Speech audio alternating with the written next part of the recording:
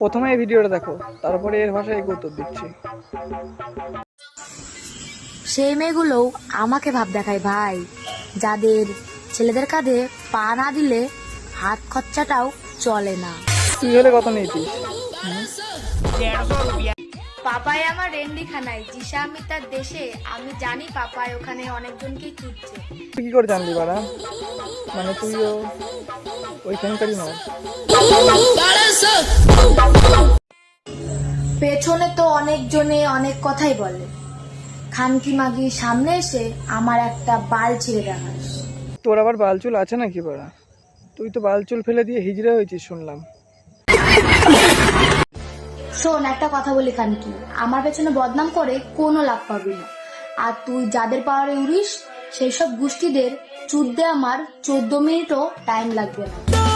কিন্তু একটা কথা, তোর তো চুদার মতন সেই জিনিসটাই নেই। মানে তুই তো চুদ দিকে চুদাবাড়ি খেয়ে আসবি রে বাড়া।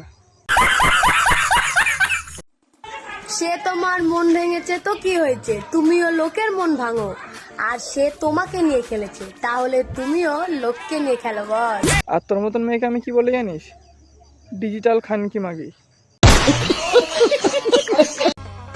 বারোঘাটে জল খেয়ে এক্স এখন ফিরে আসতে চাইছে, ভাবছে আমিও তাকে ফিরিয়ে নেব। তুই এখন ফিরিয়ে নিস, তুই তখন মোটা রোড পেয়েছিস। চিকন রোডের পত্তা হবে? বলছি ভুল করে মানুষ পচা পুকুরের জলে একবার নামে, দুবার না, বুঝলি খানকির ছেলে? তুই ওই পচা পুকুরে নামার মাস্টার। কোনদিন দেখেছো পুকুরের লেজ কোনোদিন সোজা হয়েছে? আট থারি বানান বিচুর